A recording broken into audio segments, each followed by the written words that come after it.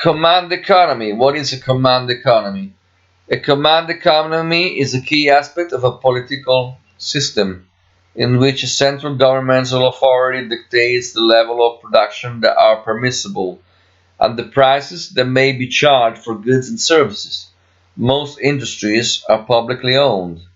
The main alternative to command economy is a free market system in which demand dictates production and prices. The command economy is a component of a communist political system, while a free market system exists in capitalist societies. Key takeaways. In a command economy, the central government dictates the level of production of goods and controls their distribution and prices. Proponents of command economies argue government control rather than private enterprise can ensure the fair distribution of goods and services. In a free market system, private enterprises set production and price levels based on demand. Understanding command economy. Cuba, North Korea, and the former Soviet Union all have command economies. China maintained a command economy until 1978 when it began its transition to a mixed economy that blends communist and capitalist elements. Its current system has been described as a socialist market economy. The command economy, also known as a planned economy, requires that a nation's central government own and control the means of production.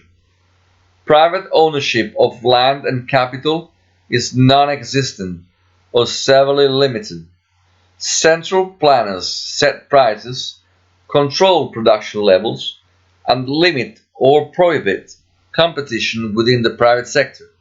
In a pure command economy, there is no private sector, as the central government owns or controls all businesses. In a command economy, government officials set national economic priorities, including how and when to generate economic growth, how to allocate resources, and how to distribute the output. This often takes the form of a multi-year plan. Arguments against command economies. Any capitalist would argue that command economies face at least two major problems. First is the incentive problem, and second is an information vacuum among the central planners making all the decisions. The incentive problem. The incentive problem starts at the top. Policymakers, even in a command economy, are all too human. Political interest groups and the power struggles between them will dominate policymaking in a command economy, even more than in capitalist economies, because they are not constrained by market-based forms of discipline such as sovereign credit ratings or capital flights. Wages are set centrally for workers, and profits are eliminated as an incentive for management. There is no apparent reason to produce excellence, improve efficiency, control costs, or contribute effort beyond the minimum required to avoid official sanction. Getting ahead in a command economy requires pleasing the party bosses and having the right connections rather than maximizing shareholder value or meeting consumer demands. Corruption tends to be pervasive. The incentive problem includes the issue known as the tragedy of the commons on a larger scale than is seen in capitalist societies.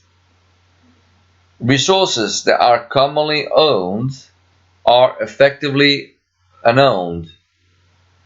All of their users or workers lack any incentive to preserve them. Things such as housing developments, factories, and machinery wear out, break down, and fall apart rapidly in a command economy. The information vacuum. The problem of economic calculation in a command economy was first described by Austrian economists Ludwig von Mises and F. A. Hayek. Central planners must somehow calculate how much of every product and service should be produced and delivered. In a free market system, this is determined in a decentralized manner through the interaction of supply and demand. Consumers shape demand by the products and services they buy or don't buy. Producers respond by creating more of the products and services that consumers demand. Moreover, all of these factors are quantifiable. At every step of the supply chain, someone is keeping count of the number of avocados, pairs of blue jeans, and lug wrenches that are in demand out there. In a command economy, central planners should, at least initially, have a grasp on the basic life or death needs of the population in terms of food, clothing, and shelter. But without the forces of supply and demand to guide them, they have no rational method to align the production and distribution of goods with consumers' wants and preferences. Over time, the incentive and economic calculation problems of a command economy mean that resources and capital goods are wasted and the society is impoverished.